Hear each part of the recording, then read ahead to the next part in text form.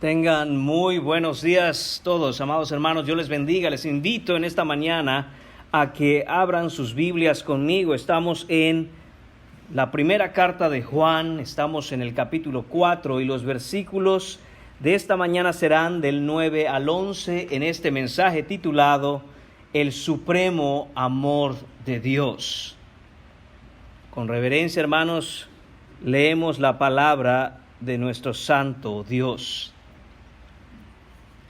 En esto se mostró el amor de Dios para con nosotros, en que Dios envió a su Hijo unigénito al mundo para que vivamos por Él.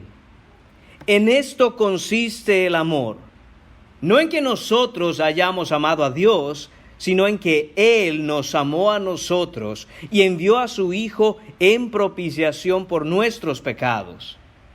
Amados, si Dios nos ha amado así, debemos también nosotros amarnos unos a otros. Oremos.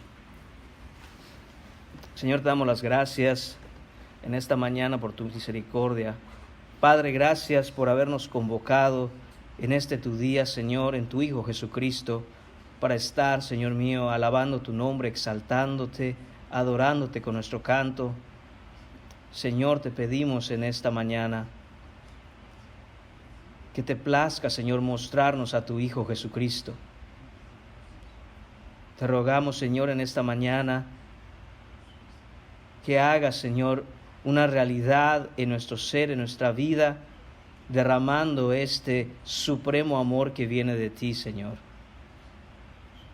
Padre, por la multitud de tus piedades te suplicamos, Señor, que abras nuestros ojos para ver a tu Hijo. Señor, que le contemplemos, Señor, en su hermosura, en la perfección de su santidad. Señor mío, que podamos ver, Señor, el inmensurable amor, Señor. Gracias por darnos a tu Hijo. Señor, exalta su nombre en esta mañana. Señor, y que sea levantado, Señor Padre, entre todos nosotros, porque Él dijo que si Él fuere levantado, Él atraería a todos a Él. Te lo pedimos en el nombre de tu Hijo Jesús. Amén. Pueden tomar asiento, amados hermanos. Hermanos, no existe un evangelio atractivo para el que no es cristiano. Solo existe el evangelio que es la verdad. Todos aquellos pastores, todos los ministros y todos los maestros que, ya sea consciente o inconscientemente, diluyen el evangelio de Jesucristo para hacerlo más popular, para hacerlo más dulce, para hacerlo más digerible, son directamente responsables de conducir a la gente en el camino que lleva a la condenación eterna. Y es que, hermanos, es una tendencia moderna el alterar el contenido del verdadero evangelio con el fin de complacer los deseos y caprichos de una cultura que espera recibir de la vida cristiana y de Jesucristo nada más que la solución a sus problemas. Desea recibir de Jesucristo el cumplimiento de sus metas y la autorrealización promovida por el mundo. Todo esto con el mínimo esfuerzo, como por arte de magia y con compromisos superficiales y convenientes. Hermanos, pero el evangelio es confrontación. El evangelio es un llamado a llevar una cruz. El evangelio es el llamado de Jesucristo a morir a uno mismo para ir en pos de Él. Y aunque muchos desean un Jesús a la moda, aunque muchos desean un Jesús que se ajuste a la mercadotecnia del momento, hermanos míos, Jesús no es el genio de la lámpara. Jesús no se va a encargar de hacernos o más saludables, o más felices, o más exitosos, o más prósperos económicamente. Hermanos míos, Juan en este pasaje nos escribe con lujo de detalles el evangelio. Este evangelio que estamos llamados a creer, el verdadero evangelio, que no es otra cosa sino una demostración del supremo amor de Dios por nosotros. Este es el evangelio que salva. Este es el evangelio que honra a Dios. Este es el evangelio que exalta a nuestro Señor. Cualquier otra cosa diferente de lo que veremos en esta mañana, hermanos míos, no es amor por mucho que lo parezca. Esto que describe hoy en las páginas de nuestra Biblia, en este pasaje, lo que describe Juan es la definición más pura del amor verdadero, ese amor que solo viene de Dios. No hay otra cosa, hermanos míos, fuera de los versículos que vamos a ver, que podamos encontrar en el mundo y que podamos decir que es amor. El amor es lo que vemos hoy, hermanos, aquí. El amor es el evangelio. No hay una muestra más clara, más directa, más concisa que el amor que Dios nos mostró en el evangelio de su Hijo Jesucristo. Cuando hablamos del evangelio, hermanos, estamos quizá familiarizados algunos a ir, por ejemplo, a 1 Corintios capítulo 15, versículos 3 y 4, y este es el evangelio. Y Pablo define el evangelio por nosotros. Quizá otros estamos más familiarizados con ir a Romanos capítulo 3, versículo 23 en adelante. Hermanos, y por supuesto ahí está el evangelio en las páginas de nuestra escritura. Uno más de esos pasajes en donde uno puede ir a ver con lujo de detalles, como he dicho ya, todos los componentes que implica el verdadero evangelio, el evangelio bíblico, están en este pasaje en la mañana de hoy. Hermanos míos, este es ese diamante sobre el cual el fundamento de todo lo que ha escrito Juan en esta carta se sustenta. El evangelio de nuestro Señor Jesucristo. Tenemos en este pasaje, hermanos, 9 diferentes componentes que van a formar parte de los 9 puntos que estaremos viendo. Espero por la gracia de Dios, hermano, hermana mía, ir por los 9. En caso de lo contrario, no importa. Pararemos donde haya sido necesario parar. Pero es que estos 9 componentes que veremos esta mañana, hermanos, son no negociables a los que estamos llamados a entender el evangelio bíblico. Así que veremos el primero de ellos, hermanos, al principio del versículo 9, la evidencia del supremo amor. Y empieza este pasaje, esta sección de la Escritura diciendo: en esto se mostró el amor de Dios. Y ese es el primero de los componentes, hermanos, esa evidencia concreta, palpable, histórica, comprobable de ese supremo amor de Dios. Dice el texto que este amor se mostró, el amor de Dios, el amor perfecto, el amor infinito, el absoluto amor sin mancha. El supremo amor de Dios se mostró, se manifestó, se hizo claramente visible. Se dio a conocer sin dejar lugar a dudas. Hermanos, el evangelio que creemos no se mueve en el ámbito de la fantasía. Esto no es un cuento, esto no es un invento. Hermanos míos, esto no es una simple creencia. El evangelio, hermanos míos, es un hecho histórico contundente que dividió la historia de la humanidad en dos. Y esto es lo que nos está diciendo Juan primeramente. Recordemos el contexto en el cual Juan está escribiendo la carta.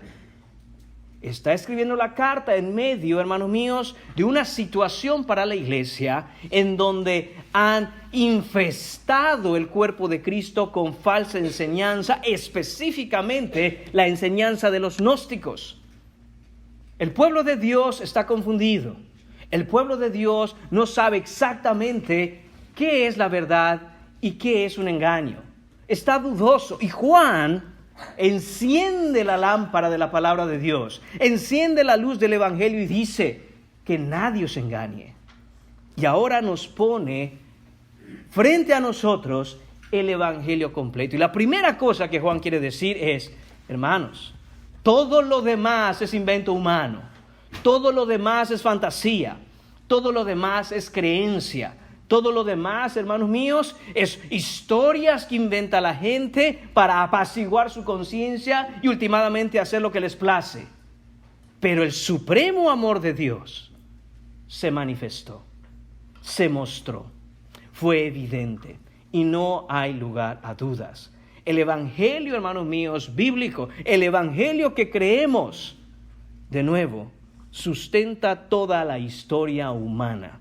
De principio a fin le plació a Dios Padre levantar una historia de redención, y toda la historia de los pueblos y las naciones gira en torno a una sola cosa: la gloria de su Hijo Jesucristo. Y eso fue manifestado en la cruz del Calvario, hermanos, cuando Él dio su vida por nosotros. Hermanos, hay que entender que cuando escribe Juan a los hermanos que están recibiendo la carta, ellos están muy familiarizados con los hechos ocurridos apenas menos de 100 años antes. Es más difícil quizá para nosotros visualizar eso, siendo que han pasado ya 20 siglos. Hermanos, pero nada ha cambiado. La realidad de esa evidencia de la prueba, la manifestación gloriosa del amor de Dios sigue siendo exactamente la misma. Y exactamente siguen saliendo muchos en contra de la cruz de Cristo, en contra del evangelio de la gracia, en contra del amor supremo de Dios manifestado en esa cruz, diciendo muchas veces que era puro cuento, que no existió, que a saber si fue crucificado, que quién sabe si resucitó. Hermanos, Juan es muy claro. Este amor se manifestó de tal manera que es innegable el hecho de que nos amó. Todo aquel, hermanos míos, que niega la cruz de Cristo históricamente, todo aquel que niega la existencia siquiera de Jesús como el Hijo de Dios encarnado, delira y habla cosas de las cuales no sabe nada. Punto número 2 en esta mañana, hermanos: el objeto del amor supremo de Dios. El objeto del amor. Continúa el versículo y dice: en esto se mostró el amor de Dios para con nosotros. Y ahí tenemos que parar un momento, hermanos. Esto que nos está hablando Juan aquí es que ese amor de Dios no fue un amor simplemente algo que Él quiso hacer por algunas personas que quién sabe quiénes son, que quién sabe si las conoció, que ojalá algunos vean la cruz y vayan a Él. Probablemente muchos no lo harán, pero hermanos míos, se dio a nosotros. Este amor, hermanos míos, fue manifestado a nosotros. Nosotros somos el objeto del amor de Dios en la cruz del Calvario. Nosotros fuimos los receptores de este amor. Él dio a conocer su perfecto amor a nosotros. Fuimos los destinatarios directos, los beneficiarios de su amor. Fuimos nosotros los receptores de esta contundente evidencia de su amor. Hermanos, y cuando Juan está escribiendo, nosotros, ¿a quiénes les está escribiendo? A los cristianos. De nuevo, hermanos míos, el amor de Dios manifestado en la cruz del Calvario no es un amor genérico para ver quién lo quiera agarrar, para ver quién lo quiera recibir, para ver si alguien lo ve y le parece atractivo y entonces va a poder tenerlo. Hermanos míos, el amor que manifestó Dios lo hizo directamente para todos aquellos que Él conoció antes de la fundación del mundo, aquellos que Él vio y puso en su Hijo Jesucristo y por los cuales murió. Él murió por su pueblo. Hermanos míos, nunca dudemos como cristianos de que ese amor que Dios manifestó en la cruz lo hizo con nombre y apellido de todos nosotros. Él conoció desde antes de la fundación del mundo todos aquellos que Él había de llamar y que iban a ser salvos. Y por eso es que Él demostró su amor. Punto número 3 en esta mañana: el inicio de ese amor. ¿Quién es el inicio del amor de Dios? ¿Quién es el iniciador de ese supremo amor? Hermanos míos, el texto continúa diciendo: en esto se mostró el amor de Dios para con nosotros, y dice, en que Dios Hermanos míos, Dios es el inicio de este amor. Dios es el iniciador, el autor. Él inició este amor, hermanos míos. Él fue el quien tuvo un plan de redención desde el principio. Fue en el corazón de Dios, fue en la mente de Dios Padre, quien diseñó esta muestra de supremo amor. Esto, hermanos míos, no lo inventó un hombre. Esto, hermanos míos, nadie se lo sugirió al Padre. El Padre no pidió consejo para saber qué puedo hacer por aquellos que he amado. Todo fue su plan desde el principio.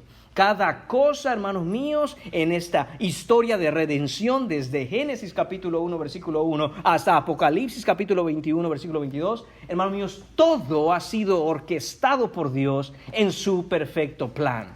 Por extensión, hermanos, debemos entender que ese amor de Dios que ha sido derramado para con nosotros, hermanos, controla cada aspecto de nuestra vida. Toda cosa que el Señor en su absoluta soberanía ha puesto en nuestra vida, hermanos, es para nuestro bien. Y eso es lo que nos dice Romanos capítulo 8, versículo 28. Sabemos ese versículo y muchas veces, hermanos, lo citamos de tal manera que no estamos entendiendo a cabalidad lo que significa. Todas las cosas ayudan para bien. Todas las cosas ayudan para bien. Y muchas veces entendemos esto, hermanos, como una especie de ánimo para nosotros en medio de los conflictos. Hermanos, y no es que esté mal. Debemos aferrarnos a la palabra de Dios confiando en que Él tiene todas las cosas en su control. Absolutamente sí. Pero si no entendemos que ese versículo dice lo siguiente: para los que aman a Dios, ahí está la gran diferencia. Para los que aman a Dios, todas las cosas obran para bien. A los que conforme su propósito, y ese su propósito no es propósito de aquel que es amado, hermanos míos, es el propósito eterno de Dios. A los que conforme a su propósito son llamados. Hermanos, muchas veces creemos que Dios, que inició esta muestra de supremo amor, ha dado de alguna manera diferentes planes o propósitos para cada uno de aquellos que han sido llamados.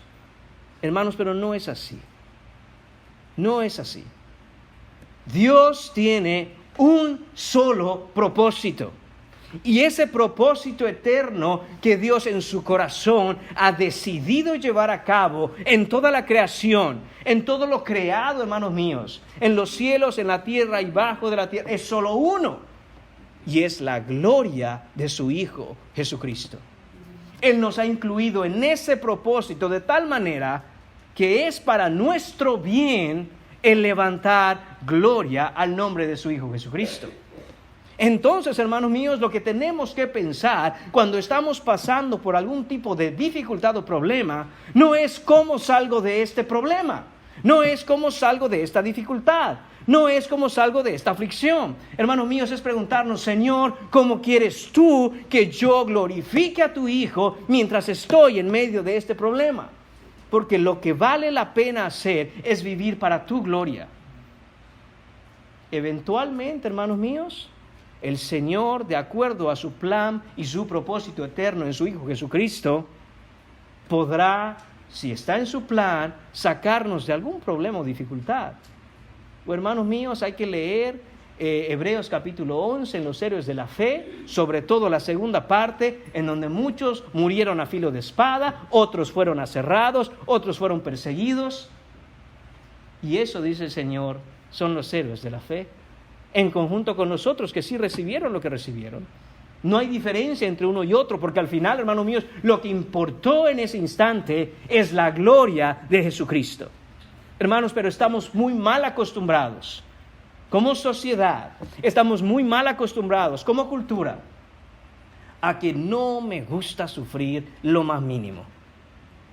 Quiero las cosas ya, quiero las cosas ahora, y si el cristianismo no me resuelve mis problemas, entonces me iré buscando otro tipo de fe, porque lo que yo quiero es autorrealizarme, es ser exitoso, es ser alguien en la vida. Hermanos míos, recordemos que estamos llamados a morir a nosotros mismos. es necesario morir a nosotros mismos para que entonces podamos nacer de nuevo. Porque el que no nace de nuevo no puede ver, hermanos míos, el reino de Dios. Y todo esto, hermanos, es lo que inició Dios en su corazón. Un plan en donde su Hijo es el centro, en donde su Hijo es el inicio, en donde su Hijo es la meta, en donde todo es su Hijo Jesucristo. No estamos en el centro de ese plan, sino que somos invitados a participar del plan de Dios en el cual el centro es el amado, es Jesucristo. Ahora, hermanos, siendo este el plan de Dios de demostrar su supremo amor en la persona de su Hijo Jesucristo, y nos ha invitado, nos ha incluido, nos ha hecho partícipes de ese plan, pasemos al siguiente punto, punto número 4, la acción del supremo amor. ¿Qué es lo que hizo Dios entonces? Envió, dice el texto, Dios envió.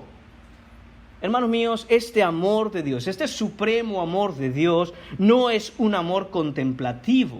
Este amor, hermanos míos, no es un amor de sentimientos. Esto no es un amor de emocionalismo. Esto, hermanos míos, no es un amor romántico. Esto es un amor que lleva a cabo una acción. Porque el verdadero y genuino amor lleva a cabo, hermanos míos, una acción. Es un motor que impulsa. Es energía que mueve. Es un motor que hace avanzar, hermanos míos. Cuando nosotros vemos y decimos que tenemos amor por Dios, cuando escuchamos a alguien identificarse como creyente porque tiene una especie de sentimiento en su corazón por Dios, hermanos, yo no dudo de ese sentimiento. Hermanos míos, yo no dudo de que haya quizá algún tipo de emoción en el corazón.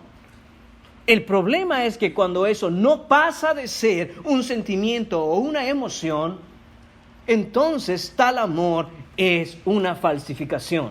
Tal amor es algo inexistente. Para que el amor sea probado real, implica una acción. De tal manera que el modelo es el amor supremo de Dios, que al amarnos, al demostrar, al manifestar ese amor, ¿qué hizo? Envió. Puso en marcha el plan. Mandó a su Hijo. Y de ahí nos movemos, hermanos, al siguiente punto. El punto número 5. El enviado del supremo amor. Mandó, hermanos míos, a su Hijo unigénito al mundo, dice el texto. No solo que Él manifestó el amor, no solo, hermanos míos, que el objeto del amor somos nosotros, no solo que Él es el iniciador de este amor, no es solo que en su mente creó el plan de salvación, no solo, hermanos míos, que envió, sino a quién envió el Padre, a su Hijo Jesucristo. Hermanos, esto no es poca cosa. Dice el texto que envió a su Hijo unigénito. Unigénito significa único en su tipo, único en su clase. Aquel que está apartado de manera que su naturaleza es exclusiva. Él es otro. No hay uno como Él, no hay nadie como Él. Hermanos, ese es el Hijo de Dios. Tenemos que entender, hermanos míos, que Dios no mandó a uno de sus hijos como si Él tuviera algunos. Tenemos que entender, hermanos, que Él no mandó a un ángel a morir por nosotros, porque ángeles hay miles de millones. Hermanos míos, el Padre tomó lo más preciado que el cielo pueda dar y lo envió a un mundo caído, y lo envió a un mundo lleno de pecado, y lo envió a un mundo, hermanos míos, que lo aborrece. Y no lo envió, hermanos míos, como si Él fuera en ese instante un juez para venir a acabar con todos los rebeldes, sino por el contrario, lo hizo un bebé y lo puso en un pesebre entre animales, en una aldea por la cual nadie daba un centavo. La humillación del Hijo en su encarnación, hermanos, es incomprensible. Y esto es lo que hizo el Padre. Envió a su Hijo. al perfecto, al único, al sin mancha, al sin pecado, al todo amor, y lo envió en una misión de rescate. Hermanos, ese es el precio que pagó el Padre porque nosotros fuéramos restaurados a una relación con Él. Él dio a su Hijo unigénito. El Padre envió a su unigénito a una misión, lo mandó a este mundo a dar su vida para salvar a pecadores rebeldes, lo mandó a este mundo caído. El costo por salvar a los perdidos fue inimaginablemente alto, el costo más alto de todos. Un comentarista dice, el Padre puso el cielo en bancarrota para salvarnos. Porque todo lo que hay en el Hijo, hermanos míos, es el cielo mismo. Porque el Señor no escatimó a su Hijo. Es decir, no, hermanos míos, agarró a su Hijo y dijo, les voy a dar algo a estos pecadores para salvación, pero no les voy a dar todo. Voy a darle parte de mi Hijo. Voy a dar algo de mi Hijo. No, hermanos, lo soltó, abrió la mano y nos entregó a su Hijo. Toda la vida está en Él, todo el amor está en Él, toda la gracia está en Él, todo el perdón está en Él, toda la misericordia está en Él, toda la vida está en Él, y todo, hermanos míos, abrió completamente la mano el Padre y nos lo entregó. ¿Cuánto nos cuesta, amados hermanos, soltar a nuestros propios hijos que son pecadores? Y muchos de nosotros tenemos más de uno. Y dicen, no, pero es mi hijo. Cuando lo vemos en peligro, cuando sabemos que lo vamos a entregar a una situación peligrosa, cuando estamos conscientes de ese peligro, ¿quién se atrevería a hacerlo? Y sin embargo, para mostrar el supremo amor, Dios el Padre nos entregó a su único, a su amado, al perfecto Hijo de Dios, y lo soltó y nos lo dio. Hermanos, en esta misión el Hijo hizo varias cosas. Una de ellas es que nos reveló al Padre, según nos dice Colosenses capítulo 1, versículo 15. El Hijo también estableció el ejemplo de vida para nosotros, según Primera de Juan, capítulo 2, versículo 6. El Hijo también nos enseñó el verdadero significado de la ley de Dios, según Mateo, todo el capítulo 5. El Hijo tomó la posición de sumo sacerdote por nosotros, como nos dice Hebreos capítulo 7, versículos 26 a 28. Pero la razón número 1, la razón primaria fue esta, hermanos: salvarnos de la justa ira de Dios. En Adán la raza humana cayó. Fuimos, por tanto, trasladados a la naturaleza del pecado. Y hermanos, la verdad es que no podemos erradicar nosotros, por nosotros mismos, el pecado que mora en nuestros miembros. Si eso fuera así, entonces no necesitamos un Salvador. Si eso fuera así, entonces, ¿para qué venimos a escuchar la palabra de Dios esperando en su misericordia que Él nos transforme? Si pudiéramos erradicar el pecado que mora en nuestros miembros, entonces usted es plena y absolutamente responsable de todo lo que hace, sin poder apelar a la misericordia divina. Porque entonces lo que hace lo hace usted. Y si no quiere dejar su pecado, pues es enteramente la última realidad, que usted ama su pecado. Pero porque no podemos erradicar nuestro propio pecado, en su amor, en su supremo amor, Dios envió al enviado del supremo amor, nuestro Señor Jesucristo. Hermanos míos, nuestra naturaleza nos arrastra, nos amarra, nos encadena y esclaviza hacia el pecado. Somos un pozo cuya agua ha sido envenenada, y todo el que bebe de lo que sale de sus profundidades muere. Tenemos un corazón, es decir, una voluntad en rebeldía. Nuestros corazones se rebelan ante la palabra, se rebelan ante la autoridad del juez, se rebelan, hermanos míos, en contra de lo que es bueno. Nuestra voluntad rebelde es igual a la mala hierba que infesta el jardín y que ahoga el crecimiento de toda virtud. Y en cambio, hermanos míos, nuestra naturaleza produce crecimiento de vicio, de inmoralidad, de perversidad, destruyendo todo rastro de perfección y belleza. Hermanos, necesitamos ser salvados. Necesitamos de ese supremo amor, del enviado de ese amor supremo que puede cambiarnos, que puede transformarnos, que puede hacernos nuevos, nuevas criaturas para todos los que están en Cristo. Porque la rebeldía del ser humano busca siempre destruir el orden de Dios. Y es que, hermanos, la trágica realidad de todo ser humano sin Cristo es que está condenado a fracasar en todo. En absolutamente todo, el ser humano sin Cristo, en última instancia, fracasará. Y eso no importa, hermanos míos, cuántos logros puedas ver que tienes fuera de Cristo. No importa, hermanos míos, cuánto talento puedas pensar que tienes para alguna cosa determinada y en la cual eres bueno y se te aplauda en este mundo. No importa, hermanos míos, cuánto puedas conseguir en este mundo para hacer tu vida más fácil, más sencilla, más satisfactoria o más cómoda. Eso no importa, porque esta es la realidad. El ser humano sin Cristo fracasará en todo, porque en última instancia está condenado a fracasar en el propósito eterno para el cual fue creado. ¿Y qué es eso? Ser el reflejo de la imagen de su Creador en amor, en adoración y satisfacción en Él. Cuando se fracasa en eso, hermanos, es el fracaso más trágico y profundo que existe.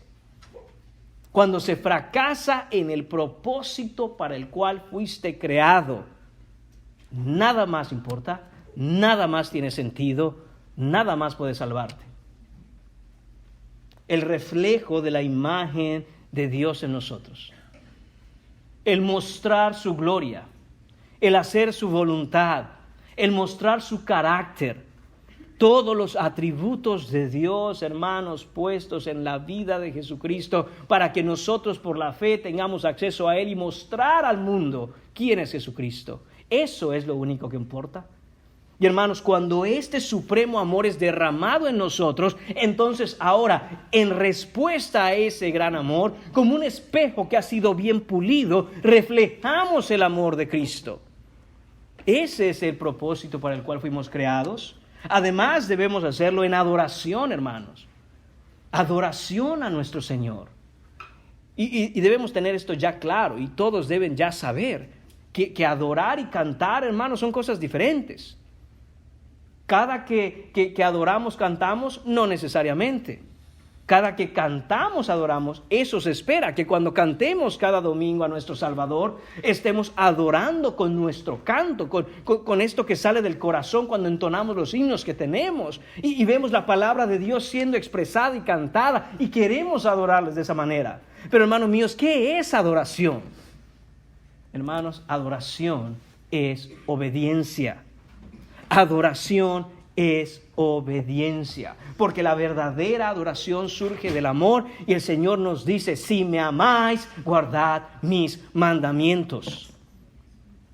Mandamientos, qué palabra tan dura, pero qué pesado.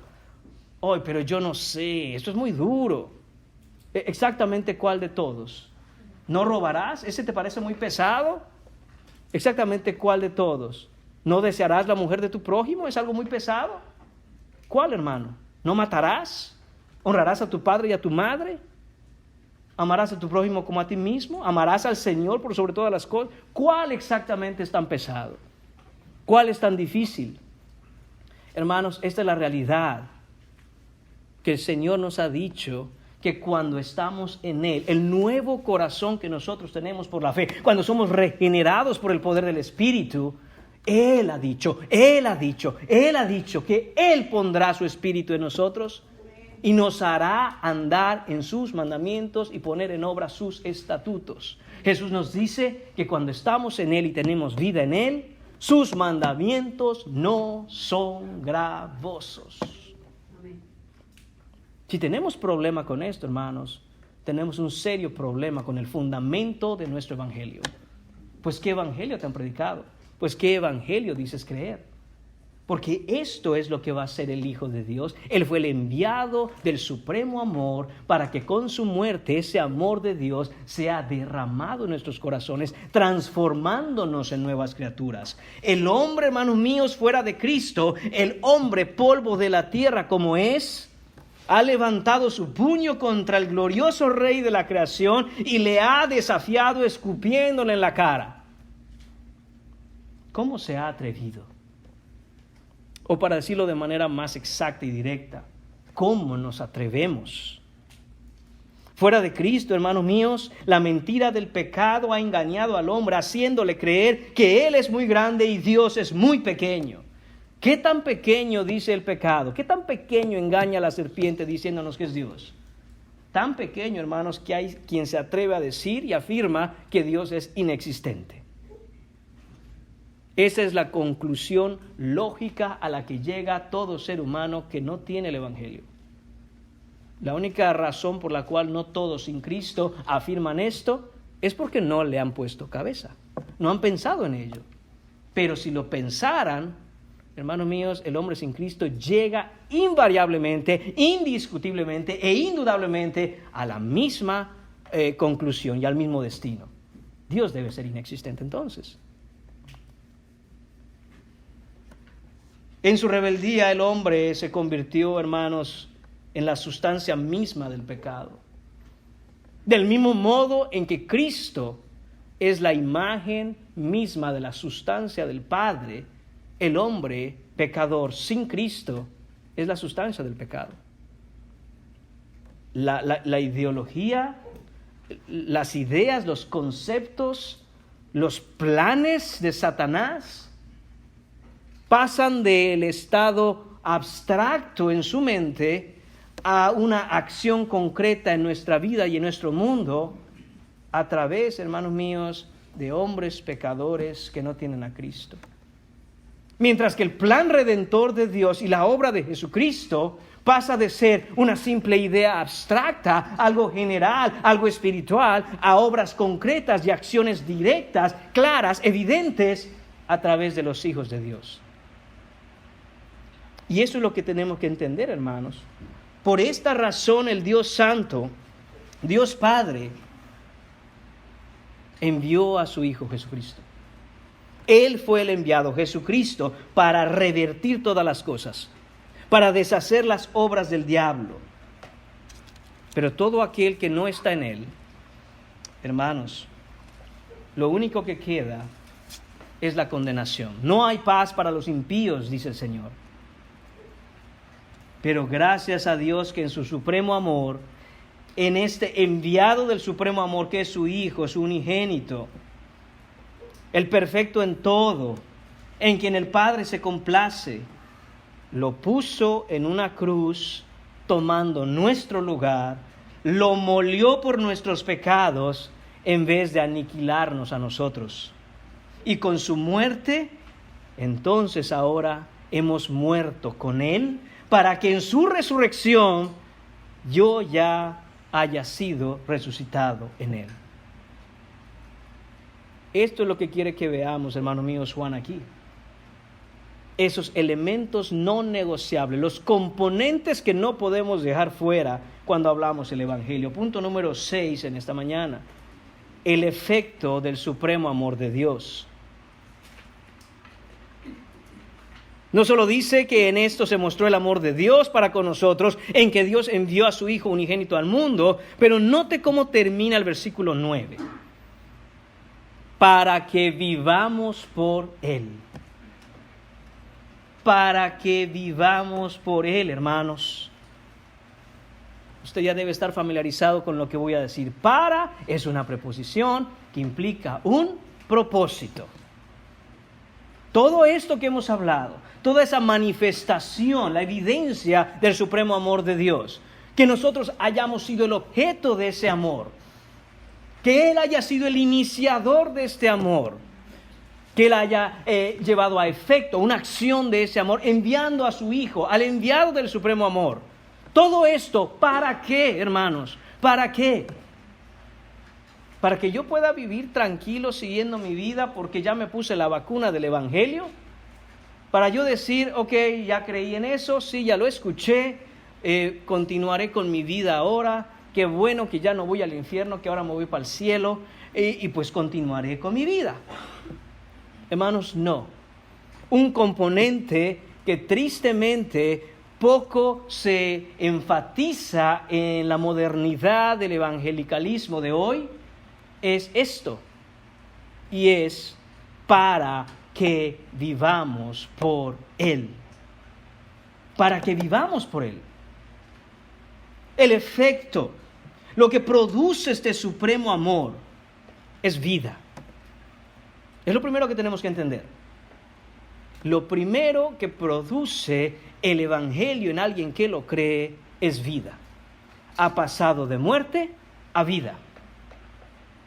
Esta vida es una vida nueva, lo que implica que es una vida diferente. Esta vida, ¿cómo es diferente? Es una vida eterna. Cuando hablamos de vida eterna, significa que la calidad de vida que tenemos es distinta, que la naturaleza de esa vida es diferente, que no pertenece a lo natural. Que cuando vemos cómo vivimos de manera natural, hermanos, y vemos cómo vivimos nuestra vida ahora en Cristo, que es eterna, debe ser una diferencia entre negro y blanco, entre izquierda y derecha, entre arriba y abajo. Porque antes estábamos muertos, ahora estamos vivos. Dice además el texto para que vivamos por Él. No vivo por mí, no vivo para mí, vivo por Él y para Él. Este por, hermanos, encierra tanto y es tan importante. Significa a causa de Él. Mi vida depende de lo que Él hizo. Si Él no hacía lo que hizo en la cruz, yo seguiría muerto. Además, no es solo a causa de Él, sino es una vida con Él. No es Cristo conmigo, es yo con Él. A donde Él vaya, yo quiero ir. Lo que Él diga, yo quiero escuchar. Lo que Él mande, lo quiero hacer. Yo estoy con Él. Yo no estoy manejando el vehículo de mi vida y Cristo es mi copiloto. ¿Ha escuchado eso? Hermanos, ¿pero qué es eso? Él es mi copiloto. Hermanos, no. Él es el que ahora dirige el propósito que siempre ha dirigido, pero ahora me ha incluido en Él y yo voy en pos de Él. Además, es por motivo de Él, ese por, a causa de Él, con Él, por motivo de Él, según Él.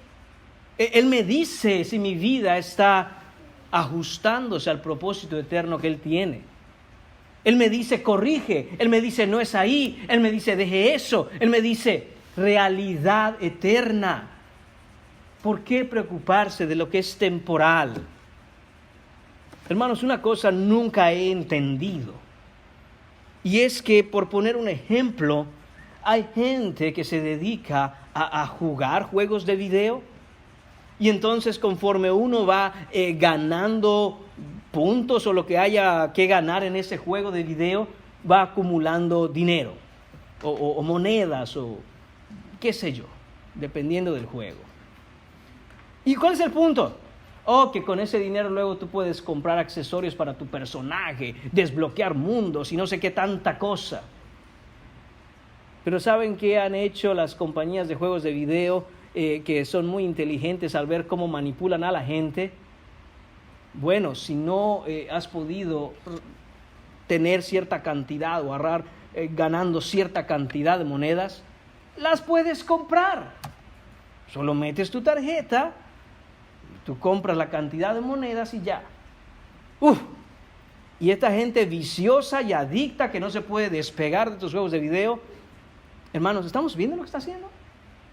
Toma dinero real y lo cambia para que le den dinero ficticio. Y son felices.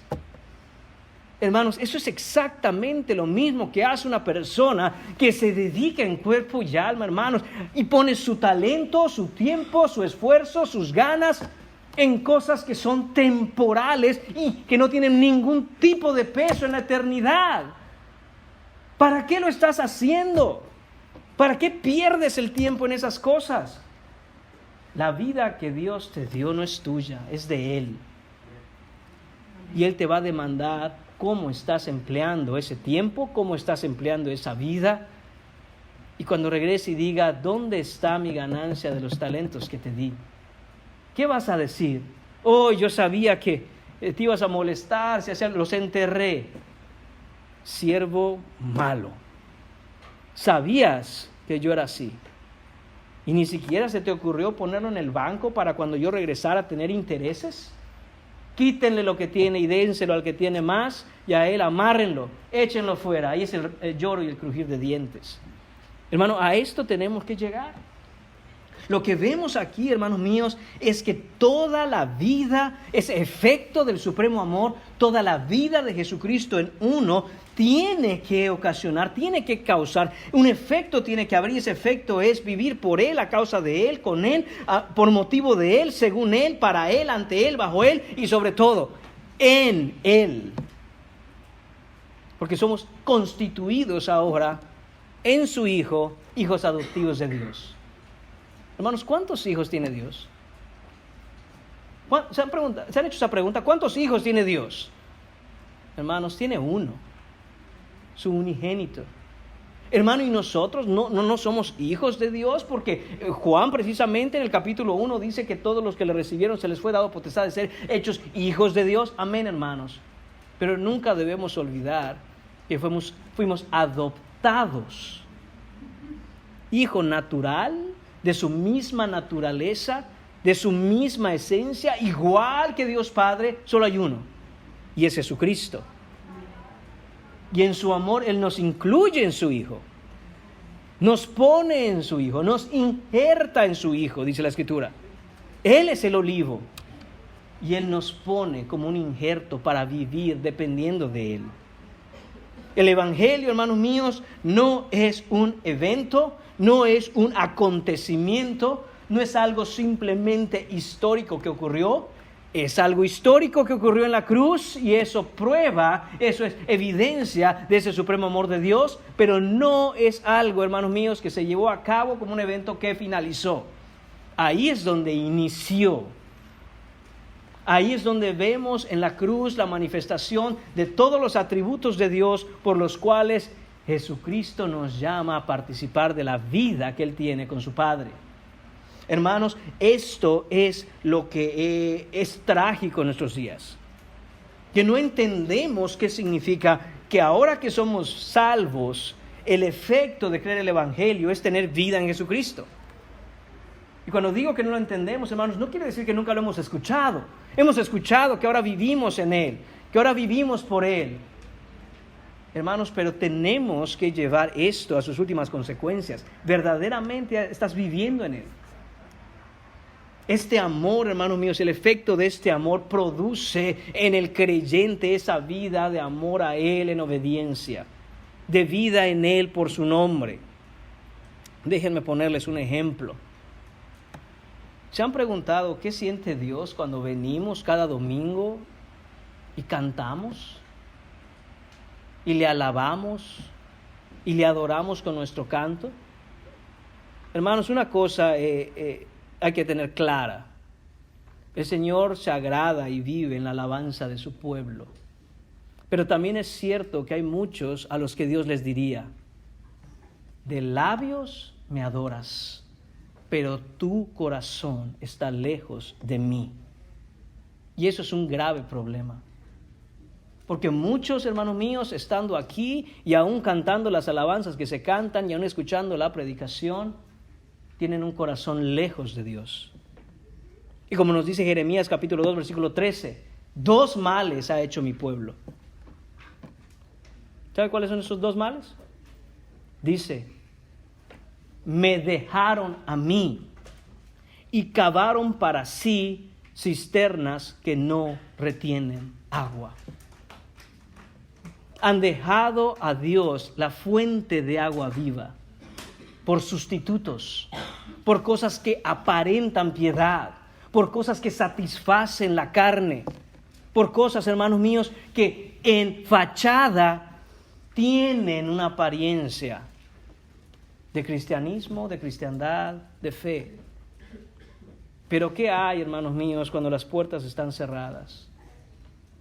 Esta vida, este efecto del supremo amor de Dios, que es vida, debe ser manifiesta en todo momento, en todo tiempo, porque tiene que ver no con lo que haces, sino con quien tú eres. Y hermanos, vuelvo a darle con el mismo martillo al mismo clavo, porque tiene que entrarnos, hermanos.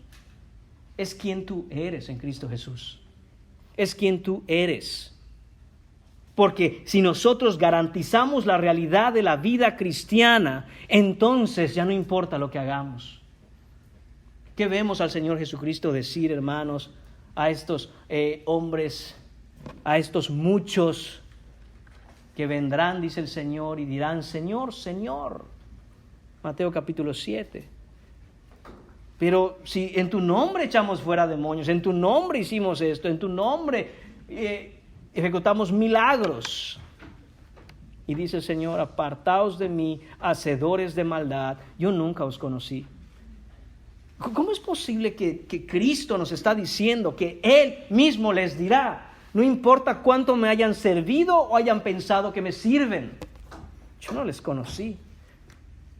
¿Y saben qué son ustedes? Hacedores de maldad. Lo que nos muestra ese pasaje, hermanos, es que nunca la evidencia de estar en Cristo o de ser, hermanos míos, seguidor realmente de Cristo, hijo del Señor por la fe en Jesucristo, tiene que ver con la sobrenaturalidad de los talentos o de las cosas que ocurran. Pero segundo, hermanos, también quiere decir que muchos pueden hacer muchas cosas sin tener la naturaleza de hijo. ¿Por qué? Porque eso es muy fácil, hermanos. Eso es muy fácil. Hacer las cosas para servir al ojo, para servir a la carne, para servir, hermanos míos, a nuestras propias metas, a la autosatisfacción de lograr algo. Eso es sencillo, porque a la carne le gusta.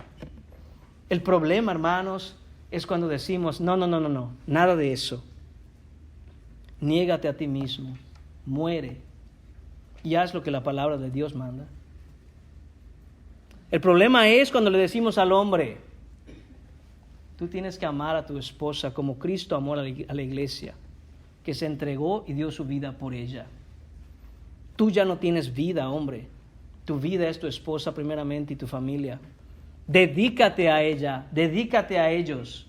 Mucho trabajo tienes. Deja de estar buscando pasatiempos, deja de estar buscando sustitutos que te hagan ver piadoso y ponte a hacer lo que Dios manda, que mucho trabajo hay. No tienes tiempo que perder. El problema es cuando le decimos a la mujer, honra a tu esposo, respétalo, dedícate a tu casa, dedícate a tus hijos que están creciendo y se van a perder. Sé una mujer piadosa, sé una mujer de hogar. Pongamos los roles en su lugar. Moramos a nosotros mismos y hagamos lo que el Señor manda. ¡Oh! Eso no. Pero yo quiero hacer otras cosas. Es que, hermanos, el problema es que cuando hacemos otras cosas sin este efecto del amor, del supremo amor de Dios en nosotros, y vivimos para Él, lo que va a suceder, hermanos, es que van a llegar crisis, y en esas crisis se verá si realmente hay este supremo amor en ti. Porque cuando empezamos a hacer un montón de cosas que aparentan piedad, hermanos, todo va a parecer bien. Pero cuando llegue la crisis, y va a llegar, ¿qué va a quedar? Es ahí donde entre cristianos se ofenden, se molestan, murmuran, critican y se van. ¿Por qué? Porque no se garantizó el efecto del supremo amor en el corazón de aquellos que efectúan, que hacen, que dicen, esto he hecho para ti, Señor.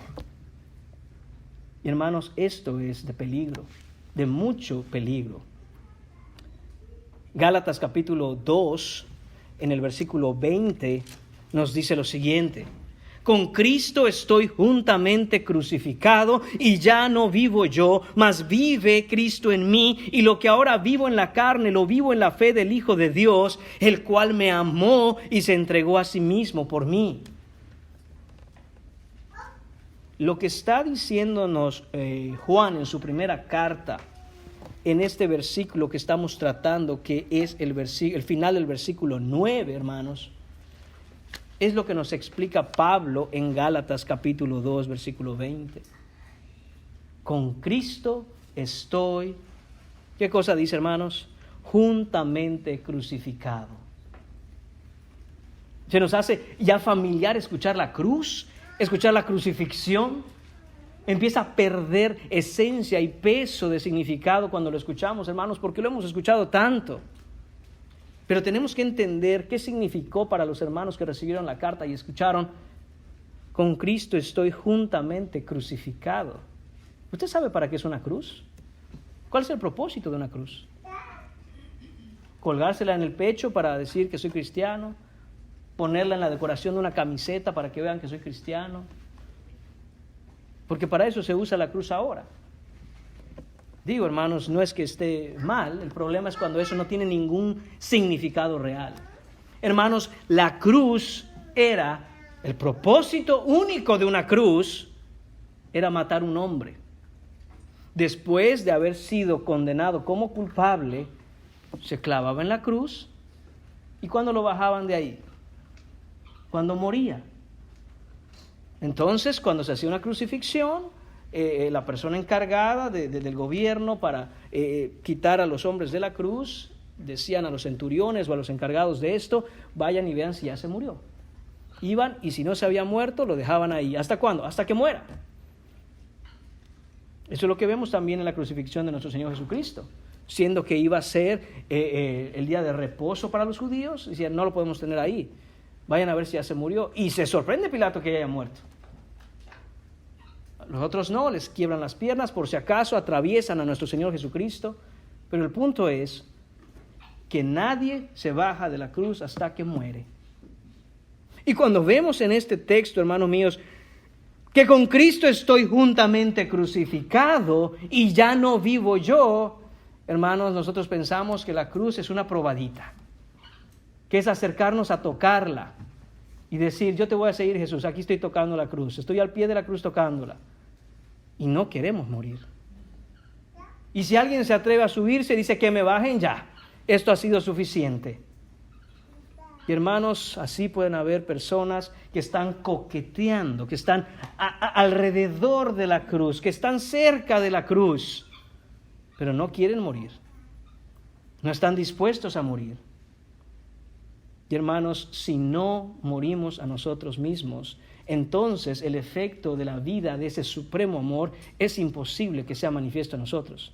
Es imposible, porque o vives tú o vive Cristo, pero los dos al mismo tiempo no se puede. Entonces dice Pablo: con Cristo estoy juntamente crucificado y ya no vivo yo. Pablo dice: yo ya no estoy vivo, yo morí con mi Salvador en esa cruz. Para eso es que Él vino. Para eso nos dice Juan, para que vivamos por Él. Una vez muriendo con Él en la cruz, dice ahora Pablo en Gálatas 2:20, vive ahora Cristo en mí. Ahora es Cristo quien vive en mí. Yo no soy quien vive, es Cristo quien vive en mí. Yo morí. Cuando me conoce la gente que me conoció antes de Cristo y me ve ahora, dice: ¿qué te pasó? Eres otra persona, no eres el mismo. No te gusta lo mismo, no haces lo mismo, no hablas igual. Eres otra persona. ¿Qué te pasó?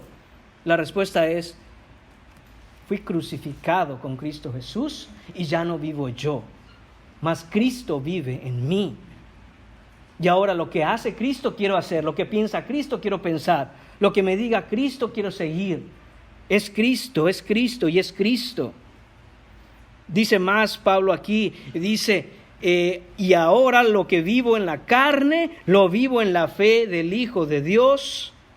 ¿Qué significa eso? Algunos lo interpretan así: que yo puedo seguir con mi vida como estaba, pero, y lo dije, hermanos míos, la semana pasada, pero voy a cristianizar mi vida, voy a moralizar mi vida, voy a seguir con las mismas pasiones, las mismas cosas que quiero, la misma dirección, la misma meta, todo igual, pero voy a limpiar las cosas que se entiende que no están bien, que son malas. Voy a dejar de beber, voy a dejar de mentir, voy a dejar de robar, pero yo voy a seguir con mi misma vida. Cristianizaste tu vida, pero no eres cristiano. Moralizaste tu andar, pero no estás en el camino. No abandonaste tu vida pasada para tener una vida nueva, en donde en esa vida nueva, hermanos, tenemos un nuevo destino, una nueva forma de vivir, una nueva forma de hacer las cosas, una nueva meta a la cual nosotros debemos llegar. Y tenemos una nueva naturaleza porque es un nuevo corazón, una nueva forma de pensar, una mente que es la mente de Cristo. ¿Qué es la mente de Cristo, hermanos? Hermanos, la mente de Cristo es una nueva forma de gobierno. Recordemos que lo que predicamos es altamente político.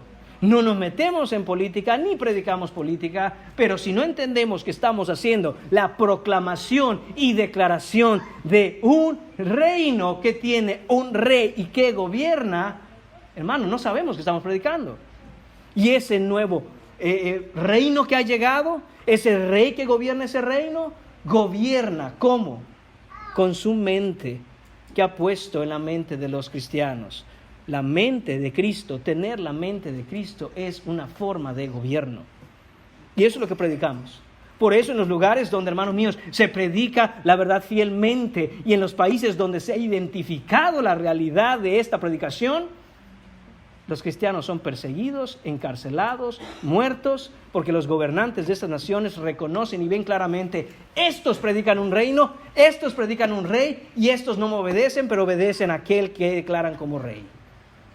Hermanos, si nada de eso nosotros podemos ver, entonces, hermanos, estamos viviendo con un Cristo de bolsillo, estamos viviendo con un amuleto, estamos viviendo, hermanos míos, de buenas intenciones, con una vida moral, pero que no expresa la realidad de la vida de Cristo. Dice más, dice, el cual me amó y se entregó a sí mismo por mí. La base sobre la cual Pablo dice todo lo del versículo 20 está precisamente en el hecho de ese supremo amor que ha derramado en nosotros. Ese supremo amor no es solo una cosa que recibimos, hermanos míos, es la nueva naturaleza que nosotros tenemos en Él. Y es lo que me impulsa, lo que me mueve, lo que me dirige, lo que hace, lo que gira. Todo es Él, Él, Él. Hermanos, nos estamos dando cuenta de que probablemente hemos estado viviendo un cristianismo de cartón, de caricatura, cuando la realidad eterna es otra. Cuando lo que se nos pide por el Señor es que tenemos que morir a nosotros mismos para que la vida de Él sea manifestada en nosotros. Voy a terminar, hermanos, y quedarán algunos componentes más para la siguiente semana. Pero terminaré, hermanos, hablando un poquito más acerca de esta nueva vida en Cristo. Este final del versículo 9 que nos dice, para que vivamos por Él. Noten primera de Pedro. Nos habla en el primer capítulo, a partir del versículo 3, una esperanza viva. Esta vida eterna, esto que produce el supremo amor de Dios en nosotros, es nuestra única esperanza. No hay otra esperanza, hermanos. No hay otra cosa que podamos hacer. No hay otra cosa que podamos desear. No hay otra cosa que podamos esperar. No sé cuál sea tu expectativa de vida. No sé si tienes proyectos de vida. No sé si tienes metas en la vida, pero cuando hablamos de este tipo de cosas y decimos que tenemos metas en la vida, sueños en la vida, proyectos en la vida, que tenemos, hermanos míos, todo esto para nuestra vida, pienso y asumo que entiendes que lo primero que debes tener para todo eso es vida. Porque si no la tienes, no tienes ningún proyecto de vida. El problema, hermanos míos, es que, de nuevo, el único que tiene vida es Cristo. El único que tiene vida es Cristo. Y si eres el único que tiene vida, nada puede ser fuera de Él en donde tú puedas llamar un proyecto de vida. De nuevo, el único proyecto de vida lo tiene Cristo, y la única manera de nosotros tener un proyecto de vida es si tenemos el proyecto de vida de Él, no nuestro. Dios probará que tus proyectos de vida no sirven para absolutamente nada el día que te mueras y no tengas a Cristo. Y te van a preguntar, ¿y de qué te sirvieron? ¿Qué pasó con tus proyectos de vida? ¿Qué pasó con tus sueños? ¿Dónde están? ¿Te van a salvar tus sueños? ¿O te esforzaste mucho por conseguirlos? ¿Dónde están? Y el mundo seguirá girando exactamente igual que cuando tú estabas, y el universo continuará bajo el poder de Dios, haciendo lo que ha hecho desde su creación.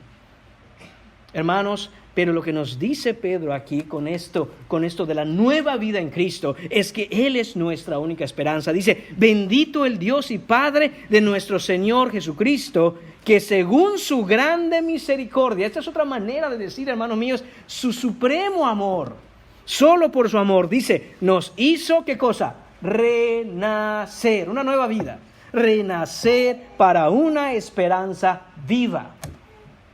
La única esperanza que hay, la única verdadera esperanza, la esperanza que tenemos en Cristo, que es viva. ¿Y cómo lo hizo? Por la resurrección de Jesucristo de los muertos.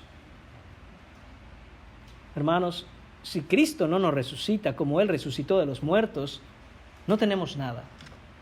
Supóngase que estamos en un cementerio y que llega Cristo y dice: fulano, fulano y fulano, levántense. Y Dios les da vida y los resucita. Él es el Todopoderoso. Se levantan de esa tumba y ahora están vivos. Y después de eso Jesús dice: síganme. ¿Quiénes lo van a seguir? Hermanos, los que están vivos. Los que están enterrados 2 metros bajo tierra no pueden seguirlo. Nadie puede seguir a Jesucristo. Nadie puede ir en pos de Él si no ha resucitado, si no ha nacido de nuevo. Es imposible, porque los muertos no siguen a nadie. Y el problema, hermanos, es que una de las grandes tragedias de la cristiandad moderna es que se ha empeñado en hacer que muertos sigan a Cristo. Se han empeñado, hermanos míos, en discipular cadáveres. Se han empeñado en limpiar las tumbas y vestirlos bonito para que puedan entonces aparentar que están vivos. En una ocasión, cuando era niño, recuerdo una película, hermanos, no sé ni cómo se llamaba ni por qué la vi, pero toda la historia era de un hombre que había muerto, pero por alguna razón tenían que aparentar que estaba vivo, y toda la película se trataba de hacer que el hombre pareciera vivo, y le ponían lentes y lo traían de aquí para allá y lo hacían saludar, pero era un cadáver. Y entonces las personas encargadas de eso se metían en toda clase de enredos. ¿Por qué, hermanos? Porque es absolutamente imposible pretender que alguien está vivo y hacerlo actuar como vivo cuando está muerto. Hermano, ¿y por qué creemos que podemos discipular muertos? Si no hay señal de resurrección, no hay nada que discipular. Si no hay señales de vida en aquel que viene a Cristo, no hay nada que enseñarle. ¿Por qué? Porque los muertos no aprenden nada. Y muchos se frustran y dicen: ¿cómo vamos a hacerle? ¿Cómo vamos a hacerle? Con muertos no se puede hacer nada. De la misma manera, hermanos, lo único que podemos contribuir a la obra de Dios en esta esperanza viva es haber muerto a nosotros mismos. Nada más. No hace falta ser creativo, no hace falta ser talentoso, no hace falta ser muy hábil. De hecho, hay que renunciar a todo lo que somos para que su vida se manifieste en nosotros. Esta es la esperanza viva por la resurrección que nos habla Pedro. Y dice el versículo 4, para una herencia incorruptible, incontaminada e inmarcesible, reservada en los cielos para vosotros. Esta es la vida, esta es la esperanza, este es el nuevo nacimiento. Es, hermanos míos, de nuevo, incorruptible, no se echa a perder, es incontaminada, no hay nada malo en ella, es inmarcesible, no se daña, no se pudre, permanece, no se desvanece, está ahí siempre, siempre. Versículo 5, y dice que sois guardados por el poder de Dios mediante la fe para alcanzar la salvación que está preparada para ser manifiesta en el tiempo postrero. Nuestra vida está escondida en Cristo y, hermanos míos, cuando dependemos en Cristo y vemos a Cristo y Cristo mora en nosotros, su carácter es evidente en nosotros, su vida es manifiesta en nosotros, la impartición de lo que Él es en nosotros y nosotros en Él. Entonces, hermanos, estamos tranquilos, estamos conscientes y esperamos en esa segunda venida de Jesucristo para nosotros obtener todo lo que ha sido prometido por Él. Dice el versículo 6, en el cual vosotros os alegráis, aunque ahora por un poco de tiempo, si es necesario, tengáis que ser afligidos en diversas pruebas. ¿Escuchó eso? ¿Escuchó qué cosa es parte de nuestra nueva vida en Cristo? ¿Escuchó qué cosa es parte de nuestra nueva esperanza viva en Cristo? Le voy a volver a leer. Dice, en lo cual vosotros os alegráis, aunque ahora, en este tiempo, en lo que estamos viviendo hoy, aquí y ahora, dice, por un poco de tiempo, si es necesario, tengáis que ser afligidos en diversas pruebas. Seguir a Cristo verdaderamente, nacer de nuevo, renacer en Él para tener una vida verdadera en Él, hermanos, implica aflicción. Versículo 7, para que sometida a prueba vuestra fe, mucho más preciosa que el oro, el cual, aunque perecedero, se prueba con fuego, sea hallada en alabanza, gloria y honra, cuando sea manifestado Jesucristo. Hermanos míos, ¿por qué nos sorprendemos cuando pasamos por tribulaciones, por aflicciones o por dificultades? ¿Por qué? Es parte de la vida. Tendremos aflicciones, tendremos tribulaciones. Y en medio de todo esto, Pedro nos dice que esa es la esperanza viva. No dice, algunos pasarán por pruebas, pero Dios los librará de ellas. No. Dice de nuevo que va a ser sometida a prueba vuestra fe. Y de ahí saldrá mucho más preciosa que el oro. ¿Por qué nos dice esto Pedro? ¿Por qué nos dice esto es parte de tu nueva vida en Cristo? Hermanos míos, porque la fe debe ser hallada en alabanza en medio de la prueba. ¿Por qué nos dice esto Pedro? Para que no llegues a tu casa y te la pases quejando de todo. Queja y queja y queja y molestia, y así es mi carácter, y esto y lo otro, y le gritas a los niños y le falta el respeto a tu esposo, y el hombre no atiende a su esposa. ¿Cuál es el problema? El problema es que si no hay una realidad de esperanza viva en ti, de nuevo, a puerta cerrada es una cosa, afuera podremos ver otra.